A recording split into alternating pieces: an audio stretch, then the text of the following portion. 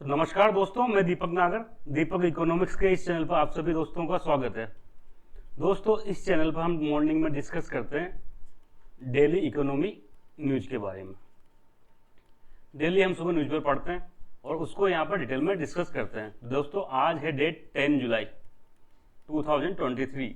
I hope आप सब लोगों ने अब तक न्यूज़पेपर पढ़ लिया होगा। देखो, न्यूज़पेपर सुबह पढ़ने से क्या होता है, आप इस जो सेशन है उसको इजीली अंडरस्टैंड कर सकते हो। अगर आप बिल्कुल नहीं पढ़ोगे तो फिर आपको उसको समझने में थोड़ी सी प्रॉब्लम हो सकती है। तो दोस्तों, आज वैसे अगर आपने न्यूज़पेपर पढ़ा होगा तो कोई ऐसी कोई स्पेशल न्यूज नहीं है इकोनॉमी की जो बहुत ज़्यादा इंपॉर्टेंट हो। तो बेसिकली मैंने जो 2-3 दिन पहले एक न्यूज आई थी उसी को यहाँ पर क्या गया डिटेल में डिस्कस करने का प्रयास किया। न्यूज थी कि जो हमारी एफएम है, फाइनेंस मिनिस्टर है, कौन है? निर्मला सीतारमण जी। निर्मला सीतारमण जी, इन्होंने क्या किया, इनका एक न्यूज आई थी कि भाई ये जल्दी जो आरआरबी होते हैं ना, रीजनल रूरल बैंक, इनका प्रोग्रेस का रिव्यू करेंगे। इनकी प्रोग्रेस का रिव्यू करेंगे आरआरबी की। एक मीटिंग लेंगे बेसिकली, जिसमें सब इन बैंकों के हेड वगैरह को बुलाएंगे और इनका क्या करेंगे, इनकी परफॉर्मेंस का रिव्यू करेंगे। तो दोस्तों, मुझे लगा क्यों ना ये जो आरआरबी के बारे में डिटेल में डिस्कस कर लिया जाए आज। रीजनल रूरल बैंक हमारे देश को इकोनॉमी को आगे बढ़ाने के लिए एक बहुत इंपॉर्टेंट भूमिका निभाते हैं, स्पेशली ग्रामीण जो रूरल इकोनॉमी को।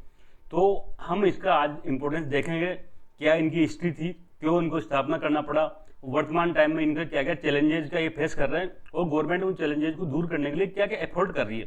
तो यहाँ तक कि हमारी बात हम आज इसको डिटेल में देखेंगे।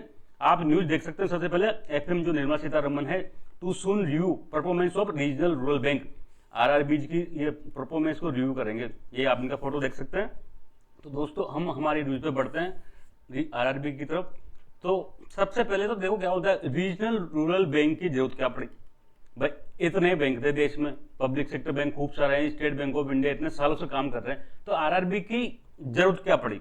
तो एक बार हम देखते हैं आजादी के पहले 1947 के पहले और 1947 से 1975 तक, फिर इसके बाद आगे की बात करेंगे हम।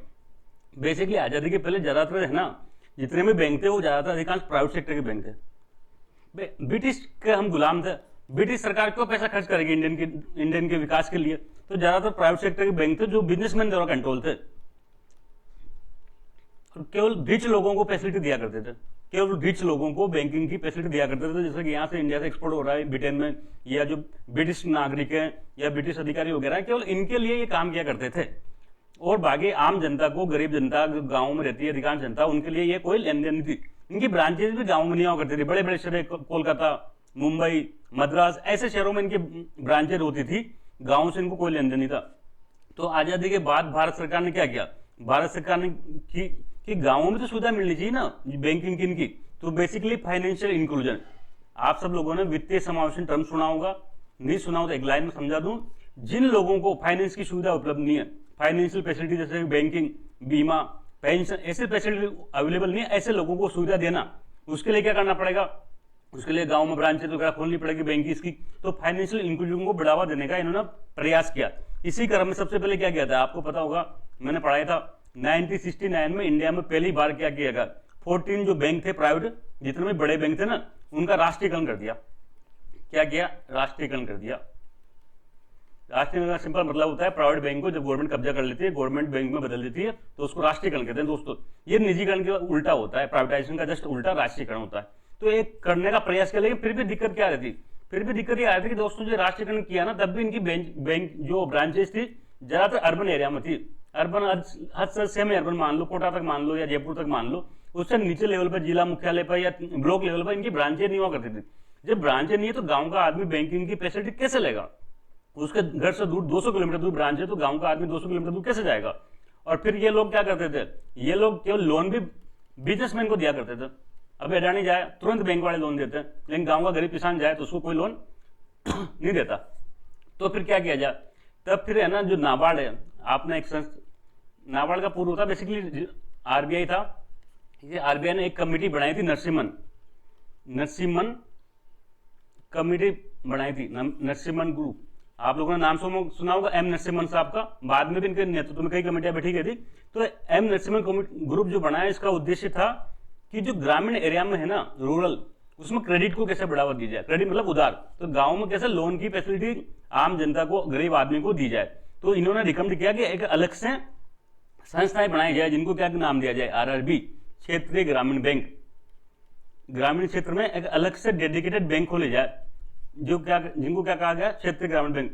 इनकी पहुंच 2 से 3 जिलों में होती है, 2, 3, 4 जिलों के अंदर ये काम करते हैं, 4 जिलों 5 जिलों में, इससे ज्यादा काम नहीं करते।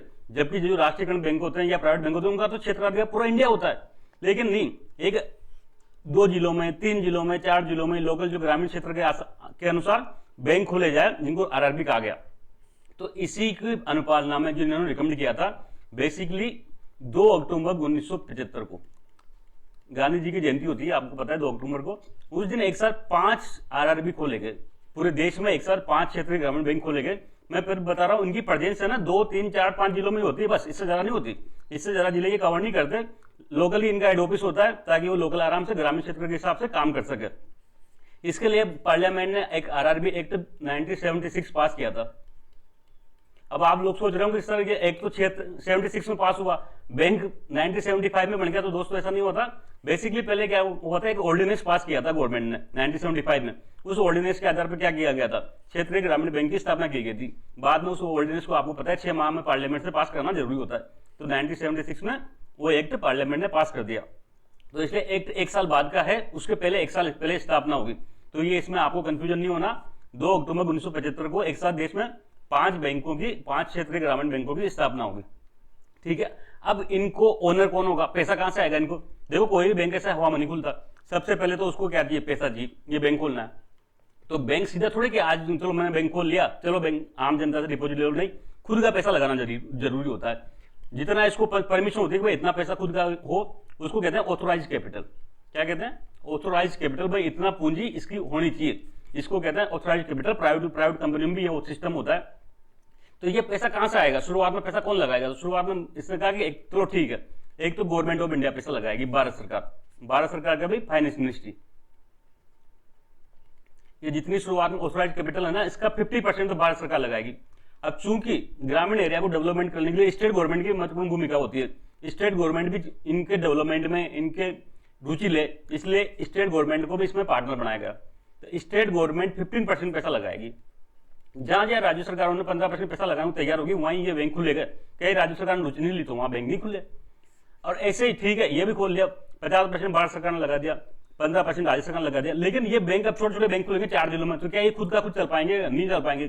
तो कोई एक राष्ट्रीयकरण बैंक होना चाहिए जो इनको गोद टाइप ले। तो एक कहते हैं कंसेप्ट प्रोमोटर बैंक का, कोई प्रमोटर बैंक हो, बड़ा बैंक जो इनको क्या करे, इनका संचालन करे। ये बेसिकली नेशनलाइज्ड बैंक होता है। इसको लगाना पड़ेगा 35%। जैसा ऐसा मान समझ करो, ये स्टेट बैंक ऑफ इंडिया पूरे इंडिया में काम कर रहा है। अब इसने एक क्षेत्र में एक आरआरबी खोल दिया, फिर दूसरा खोल दिया, फिर तीसरा खोल दिया। अब जितने भी खोलेगा ना, इस सब में ना 35% पैसा इसको लगाना पड़ेगा, 15% स्टेट गवर्नमेंट को लगाना पड़ेगा, और 50% कितना किसको लगाना पड़ेगा? गवर्नमेंट ऑफ इंडिया को लगाना पड़ेगा। इस प्रकार से 100% राशि ये शुरुआत में कैपिटल के रूप में जमा हो गई। अब क्या कर सकता है? अब ये बैंक में शुरुआत में पैसा आ गया, इससे ऑफिस वगैरह खुलेगा, कर्मचारी की भर्ती होगी, अब ये डिपॉजिट एक्सेप्ट करेगा और ये लोन देगा, यही काम करेगा बैंक। अब आपको पता है इसका नाम ही क्या है? रीजनल रूरल बैंक, क्षेत्रीय ग्रामीण बैंक। तो ये क्या करेंगे? बेसिकली ग्रामीण क्षेत्रों में डेवलपमेंट का प्रयास करेंगे। तो ये सबसे ज्यादा किसको लोन देंगे? एग्रीकल्चर को लोन देंगे। ग्रामीण क्षेत्र में जो छोटी इंडस्ट्री होती है, लघु कुटीर उद्योग होते हैं ना, एमएसएमई इंडस्ट्री, तो ग्रामीण क्षेत्र में एमएसएमई इंडस्ट्री को प्रमोट करेंगे। तो इन कामों के लिए लोन देंगे। ये कोई बड़े बिजनेसमैन के लिए, इनके लिए लोन नहीं देंगे। बेसिकली एग्रीकल्चर लोन, छोटे जो लघु कुटीर उद्योग होते हैं गाँव में, कई गाँव में ग्रामीण किसान वगैरह इसको लगा लेते हैं छोटे यूनिट को, तो ऐसे कामों के लिए ये लोन देगा, जिससे क्या हो सके, जिससे ओवरऑल रूरल डेवलपमेंट का कार्य किया जा सके। यहां पे ठीक है बात। इसके बाद इसका रेगुलेटर कौन होगा? तो आप सबको पता है भारत में बैंकिंग का रेगुलेटर कौन होता है? बैंकिंग का regulator reserve bank of India होता है। रिजर्व बैंक ओवरऑल इस सारा जितने भी आरबीआई होते हैं इनको कंट्रोल करता है, रेगुलेट करता है, इनको लाइसेंस देता है और सब चीजें, इनको परमिशन देता है और सब चीजों की मॉनिटरिंग करता है डे बाय डे। कोई बदमाशी करे तो इनको क्या कर सकता है? लाइसेंस कैंसिल भी कर सकता है। लेकिन चूंकि रिजर्व बैंक ऑफ इंडिया के पास बहुत सारा काम है, तो इसने अपनी कुछ पावर किसको डेडिकेट कर दी? कुछ पावर इसको डेलीगेट कर दी नाबार्ड को।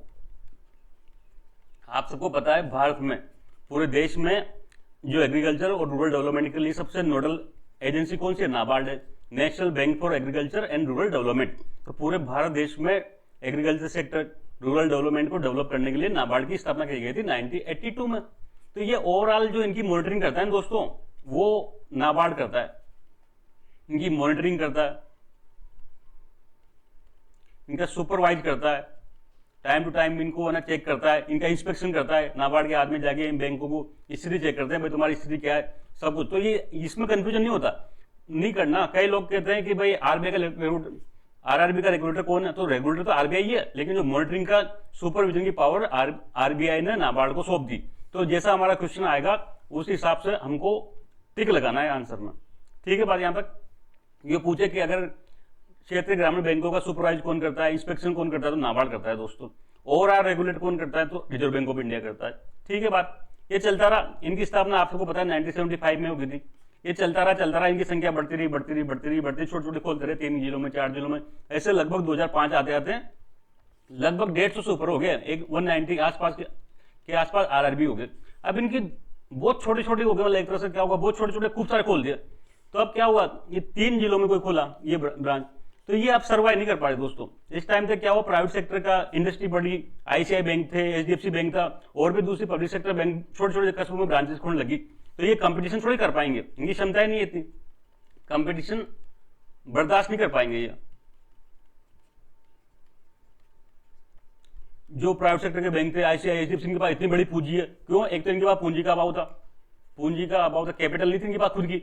शुरुआत में जो भारत सरकार ने लगाई थी 5 करोड़ उस जमाने में एथोराइज्ड कैपिटल होती थी, बस वही पैसा था इनके पास में। और जो दूसरे बड़े बड़े बैंक आ रहे थे उनके पास खूब सारा पूंजी था। तो पूंजी का इनके पास अभाव था, लैक ऑफ कैपिटल थी, इनके पास टेक्नोलॉजी नहीं थी।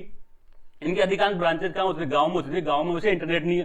तो जब पूरी दुनिया में, पूरी इंडिया के बैंकों में core banking solution, online banking वगैरह चली, तब भी ये है ना बिल्कुल देसी अंदाज में बैंकिंग करे थे। तो इनके पास टेक्नोलॉजी अपग्रेडेशन नहीं था। अभी भी आप देखोगे कई सारे क्षेत्रीय ग्रामीण बैंकों में कोर बैंकिंग सोल्यूशन, सीबीएस कहते हैं, जो जितने भी ब्रांचेज ऑनलाइन होती है ना, इसको जो सिस्टम होता है उसको कोर बैंकिंग सोल्यूशन कहते हैं, सीबीएस। तो ये नहीं है अभी भी कई जगह, आपको केवल वहां ब्रांच में जाके खाते से पैसा निकालना पड़ेगा, आप ऑनलाइन काम नहीं कर सकते। कई बैंक, कई आरआरबी पास एटीएम की फैसिलिटी नहीं है, ऑनलाइन बैंकिंग नहीं है, मोबाइल बैंकिंग नहीं है। तो अब ऐसे दौर में जब टेक्नोलॉजी इतना बढ़ रही है, तब ये जमाने के दौर में पीछे रहेंगे, तो ये संघर्ष कर पाएंगे या नहीं लड़ पाएंगे। तो इनके पास टेक्नोलॉजी अपग्रेड नहीं था, इनके पास स्किल्ड मैन पावर नहीं थी दोस्तों। इन लोकल लेवल पे भर्तियां वगैरह क्या करते थे, तो उनका स्टाफ भी इतना ट्रेंड वगैरह नहीं था। तो ये क्या करे, धीरे धीरे दुनिया की दौड़ से बाहर होने लगे, छोटे छोटे बैंक रह गया। अब सामने इतने बड़े बड़े बैंक टक्कर ले रहे हैं, तो फिर क्या करो? तो गवर्नमेंट ने कहा कुछ ना कुछ रिफॉर्म किया जाए। क्या क्या रिफॉर्म किया जाए? सबसे पहले तो इनका किया जाए, मर्जर किया जाए। अभी आज का दौर आप सबको पता है, बैंकों का मर्जर का दौर है।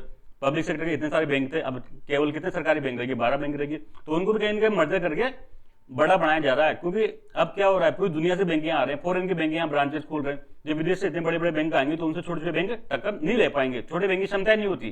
तो इसलिए क्या करो, मर्जर करो। तो धीरे धीरे हमने क्या किया, 2005 के बाद से ये मर्जर को प्रमोट किया, और वर्तमान टाइम में बैंकों की संख्या घट के 43 रहेगी। वर्तमान टाइम के 43 ही आरआरबी है, 43। और इनको भी धीरे धीरे और गवर्नमेंट कम करने का प्रयास करी। छोटे छोटे जो क्षेत्रीय ग्रामीण बैंक थे, इनको मर्ज करके थोड़ा बड़ा बनाने का प्रयास कर रही है, ताकि ये खुद अपने स्तर पर पैसा जुटा सके और भी टेक्नोलॉजी में पैसा लगा सके। तो एक तो मर्जर की बात होगी। दूसरा, इनमें क्या किया जा रहा है, ऑनलाइन करने का प्रयास किया जा रहा है। ऑनलाइन इनमें भी कोर बैंकिंग सोल्यूशन लगाओ, सीबीएस कोर बैंकिंग सोल्यूशन लगाओ। सारी ब्रांचेज जितने भी है ना, उनको क्या करो, ऑनलाइन करो, ताकि ये क्या कर सके, ये जो और दूसरे मॉडर्न टेक्नोलॉजी आ रही है उनका मुकाबला कर सके। तो इनको सीबीएस लगाने का प्रयास किया जा रहा है नाबार्ड द्वारा। कई जगह तो हो चुका, आपने देखा होगा, कई सारे क्षेत्रीय ग्रामीण बैंक तो ऑनलाइन काम कर रहे हैं, सब उनका सिस्टम ठीक है, उनके पास एटीएम भी है, ऑनलाइन सब कुछ ट्रांसफर भी कर सकते हो, सब कुछ हो रहा है, धीरे धीरे काम हो रहा है। तीसरा, इनके पास पूंजी का अभाव था, पूंजी का अभाव था, लैक ऑफ कैपिटल, इनकी खुद की पूंजी नहीं थी। मैंने बताया था जब इनकी 1976 में इनकी स्थापना हुई थी, तब इनका 5 करोड़ रुपए पूंजी लगाई थी, जिनमें से 50% भारत सरकार ने दिया। 5 करोड़ थी मैक्सिमम, कम भी थी कहीं की। 50% भारत सरकार ने दिया, 35% प्रोमोटर बैंक ने दिया, 50% स्टेट गवर्नमेंट ने दिया। तो इस 5 करोड़ की पूंजी से क्या होता है, तो इनको कहीं ना कहीं पूंजी इकट्ठा करो। तो ये 5 करोड़ को बढ़ा के आरआरबी जो एक्ट था, कौन सा, 1966 का, इसमें 2015 में अमेंडमेंट किया गया। 2015 में क्या किया गया, संशोधन किया गया। देखो, जो पहले सिस्टम था उसमें तो 100% ये सरकारी थे, 100% क्या था, गवर्नमेंट से। भाई स्टेट गवर्नमेंट भी गवर्नमेंट, सेंट्रल गवर्नमेंट गवर्नमेंट, और जो प्रमोटर बैंक है ये भी पब्लिक सेक्टर बैंक, तो सारे गवर्नमेंट हो गए, 100% गवर्नमेंट था। अब ये 5 करोड़ से इनको अगर पूंजी बढ़ानी पड़ेगी तो पैसा लगाना पड़ेगा। पैसा कौन लगाए? सरकारी पैसा लगाने का उससे बचती है, स्टेट गवर्नमेंट की तो बिल्कुल क्षमता ही नहीं होती पैसा लगाने की। तो अब नई पैसा कहां से आएगा? तो इन्होंने क्या किया, जो प्राइवेट कैपिटल को अलाउ कर दिया, प्राइवेट कैपिटल को अलाउ कर दिया। भाई निजी क्षेत्र का अगर कोई व्यक्ति, कोई कंपनी इसमें आरआरबी में निवेश करना चाहती तो निवेश कर सकती है, लेकिन शर्त क्या थी? शर्त यह थी कि जो ये स्टेट गवर्नमेंट है, सेंट्रल गवर्नमेंट है और ये प्रमोटर बैंक है, इन तीनों की हिस्सेदारी 51% से कम नहीं होगी। मतलब एक तरह से क्या होगा, अगर निजी क्षेत्र भी पैसा लगाएगा तब भी इनका क्या होगा, जो ये बैंकों का नेचर होगा ना सरकारी रहेगा। क्यों? जिस कंपनी में कोई 51% का मालिक होता है ना, वो उसका एक तरह से मालिक माना जाता है। कोई कंपनी 100 रुपए की है, उसमें जिसका 51% शेयर है ना, वो उसका ओनर माना जाता है, सारी पावर उसके पास होती है। तो इसमें अमेंडमेंट तो किया गया, प्राइवेट सेक्टर क्या कर सकता है? प्राइवेट सेक्टर 49% तक शेयर खरीद सकता है, मतलब 49% तक प्राइवेट सेक्टर मालिक बन सकता है। 51% तो तीनों मालिक रहेंगे, स्टेट गवर्नमेंट, सेंट्रल गवर्नमेंट और जो नेशनलाइज्ड बैंक, ताकि इनका करेक्टर क्या बना रहे, ताकि इनका करेक्टर गवर्नमेंट बना रहे। तो यहां तक बात ठीक है। इसके बाद जो ऑथराइज कैपिटल थी ना, उसको बढ़ाकर 2000 करोड़ कर दिया। कितना कर दिया? 2000 करोड़ कर दिया। जब ऑथराइज कैपिटल बढ़ाएंगे तब तो प्राइवेट सेक्टर निवेश करेगा, जैसे प्राइवेट सेक्टर निवेश करेगा तो गवर्नमेंट की जो शेयर होल्डिंग है वो कम हो जाएगी। तो ये ऑथराइज कैपिटल बढ़ाई कितनी कर दी? 2000 करोड़ कर दी। तो दोस्तों आप यहां तक पूरी बात समझ गए होंगे। एक बार हम इसको स्लाइड के माध्यम से देखेंगे, फिर ये chapter in my opinion complete हो गया। ये आप इसका देख सकते हैं। बेसिकली ग्रामीण क्षेत्र में डेवलपमेंट के लिए काम करते हैं। ऑब्जेक्टिव क्या? रूरल एरिया में क्या करना? फाइनेंशियल इंक्लूजन को बढ़ावा देना। वित्तीय समावेशन, वित्तीय समावेशन का सीधा सा मतलब है ऐसे लोग जिनको बैंकिंग की, फाइनेंस की या फिर कहते हैं इंश्योरेंस की, पेंशन की फैसिलिटी नहीं मिलती, उनको ये सेवाएं उपलब्ध कराना। तो इनकी स्थापना आरआरबी एक्ट, ये याद रखना, आरआरबी एक्ट कौन सा है? 1976। कब स्थापना की गई? 2 अक्टूबर 1975। ये दोनों डेटा है, आपको दोनों चीजें याद रखनी है। नरसिम्हन जो वर्किंग ग्रुप था ग्रामीण क्रेडिट पर, उसकी रिकमेंडेशन पर इन्होंने क्या करी? स्थापना करी। आरबीआई ने ये इसका गठन किया था। स्टार्ट में 1975 में 5 बैंक एक साथ खोले गए थे, उसमें भी सबसे पहले खोला गया था प्रथमा बैंक। इसको भारत का पहला आरआरबी मानते हैं, इंडिया फर्स्ट आरआरबी। क्या नाम है? प्रथमा बैंक। देखो नाम से स्पष्ट है, क्या है? प्रथम है, फर्स्ट है। तो प्रथमा बैंक कहां खोला गया था? मुरादाबाद। मुरादाबाद आपको पता होगा वेस्ट यूपी का एक सिटी है, वेस्टर्न यूपी, पश्चिम यूपी में एक शहर है मुरादाबाद। तो यहां इसको खोला गया प्रथमा बैंक को, जिसका प्रोमोटर था सरकारी बैंक सिंडिकेट बैंक। आप लोगों ने देखा होगा पहले सिंडिकेट बैंक को, अब तो मर्ज हो गया वो, लेकिन एक जमाने में सिंडिकेट बैंक हुआ करता था, पब्लिक सेक्टर बैंक। तो उसने प्रमोट किया प्रथमा बैंक को, मुरादाबाद में खोला गया। सेकंड बैंक गोरखपुर में खोला गया। थर्ड मालदा। फोर्थ भिवानी। कहां है भिवानी? हरियाणा में। मालदा कहां है? बंगाल में, वेस्ट बंगाल में। और फिफ्थ जयपुर नागौर में खोला गया, जयपुर नागौर आंचलिक ग्रामीण बैंक, जिसका हेडक्वार्टर जयपुर में था। जयपुर नागौर आंचलिक ग्रामीण बैंक। तो ये 5 बैंक खोले गए शुरू में, आपको इनको 5 को याद रखना है। प्रथमा बैंक मुरादाबाद में सिंडिकेट बैंक प्रमोटर था। गोरखपुर में एक बैंक खोला गया, एक बैंक मालदा वेस्ट बंगाल में खोला गया, एक बैंक भिवानी हरियाणा में खोला गया, एक बैंक जयपुर नागौर में खोला गया, जयपुर नागौर आंचलिक ग्रामीण बैंक, जिसको यूको बैंक प्रमोट करता था। कौन बैंक प्रमोट करता था? UCO bank. ठीक है यहां तक। इसके बाद आप देख सकते हैं ओनरशिप। ओनरशिप ये देख सकते हैं भारत सरकार के पास 50% है, वो भी भारत सरकार। कौन सा मिनिस्ट्री? तो फाइनेंस मिनिस्ट्री। स्टेट गवर्नमेंट 50% इसका शेयर रखती है। Sponsor bank 35%। Sponsor bank nationalised bank होते हैं दोस्तों, भारत सरकार के सरकारी बैंक, नेशनलाइज्ड बैंक ये स्पॉन्सर बैंक होते हैं, ये इसको स्पॉन्सर करते हैं। आरबीआई के जो रेगुलेटर कौन है? तो ओवरऑल तो आरबीआई है, लेकिन डे टू डे की मॉनिटरिंग, सुपरवाइजन, इंस्पेक्शन वो नाबार्ड करता है। तो इसमें कंफ्यूज नहीं होना, जैसा क्वेश्चन वैसा आंसर। धीरे धीरे आरबीआई की संख्या बढ़ती गई, संख्या तो बढ़ गई, लेकिन इनके पास क्या फाइनेंशियल वीक हो गया, इनके पास कैपिटल नहीं थी, फ्रेश कैपिटल नहीं, कोई पूंजी लगाने वाला नहीं था। गवर्नमेंट ही बच रही थी। गवर्नमेंट, आपको पता है गवर्नमेंट से कुछ भी मांग लो, पैसे मत मांगो भाई, पैसे मांगते गवर्नमेंट के तनाव हो जाता है। तो नया पैसा इनमें लगाने से बच रही थी। इनके पास टेक्नोलॉजिकल अपग्रेडेशन नहीं था। ज्यादातर ब्रांच गाँव में इंटरनेट ही नहीं है, छोटे कस्बों में आज भी इंटरनेट नहीं है, वाईफाई वगैरह की दिक्कत आती है। ब्रॉडबैंड कहाँ है? आज भी छोटे कस्बों में नहीं है, तो फिर कैसे काम करेंगे? मैन पावर स्किल नहीं है इनके पास में, इनके पास राइजिंग कॉस्ट होगी, कैसे होगी? अब धीरे धीरे छोटे कस्बों में और दूसरे बैंकों ने भी क्या ब्रांचेस खोली, तो वो डिपॉजिट के लिए अब क्या हुआ? कंपटीशन बढ़ा। तो ये लोग तो कमिट नहीं कर पाएंगे ना, तो वो छोटे बैंक थे, तो इनके पास क्या होगा? जो जमा करने वाले नहीं आए। आज की डेट में आरआरबी की स्थिति है, गांव वाले भी बदमाश है। अरे आदमी घर बदमाश होता है दुनिया में, कोई भी गांव शहर का हो उसमें कोई मतलब नहीं है। ये क्या करते हैं? आरआरबी से लोन तो ले लेते हैं, लेकिन डिपॉजिट सरकारी बैंक में करते हैं। क्या करते हैं, डिपॉजिट पब्लिक सेक्टर बैंक में करते हैं। स्टेट बैंक खुल गया बाहर जगह लगभग ब्लॉक लेवल पर, तो ये गांव का व्यक्ति भी क्या करेगा, लोन लेने के लिए तो आरआरबी के पास चल जाएगा, क्योंकि इजीली लोन देते हैं ग्रामीण क्षेत्रों में।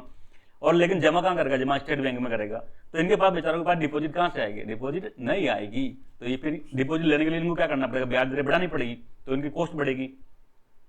लेटेस्ट ट्रेंड क्या, गवर्नमेंट आरआरबी के मर्जर को क्या कर रही है, प्रमोट कर रही है। मैंने बताया वर्तमान कितने 43 है, जल्दी हो सकता है भविष्य में ये और कम हो जाए। आरआरबी में प्रेस कैपिटल का इन्फ्यूजन का प्रयास करिए, नई पूंजी लाए, इसके लिए आरआरबी एक्ट को अमेंड किया गया, को 2015 में अमेंडमेंट किया गया। और जो प्राइवेट इन्वेस्टमेंट है, प्राइवेट पूंजी को अनुमति दी गई, आरआरबी एक्ट में 2015 में अमेंडमेंट किया गया, प्राइवेट इन्वेस्टमेंट की अनुमति दी गई। ऑथराइज जो कैपिटल थी ना 5 करोड़, उससे बढ़ा के क्या किया 2000 करोड़ किया, तभी तो नई पूंजी लगा पाएंगे। पर इसकी कंडीशन क्या है, प्राइवेट इन्वेस्टमेंट तो आएगा, लेकिन प्राइवेट इन्वेस्टमेंट 49% से ज्यादा नहीं होगा, 51% तो भारत सरकार, राज्य सरकार और प्रोमोटर बैंक को रखनी पड़ेगी। इसके लिए क्या कर रहे हैं, कई सारी जगह आईपीओ लाने का प्रयास कर रहे हैं। आईपीओ हम जब शेयर पढ़ेंगे तब डिटेल में पढ़ेंगे, लेकिन आईपीओ लाने का गवर्नमेंट प्रयास कर रही है। तो दोस्तों ये आज का हमारा इशू यही समाप्त होता है, कल मिलेंगे, तब तक के लिए थैंक यू, जय हिंद।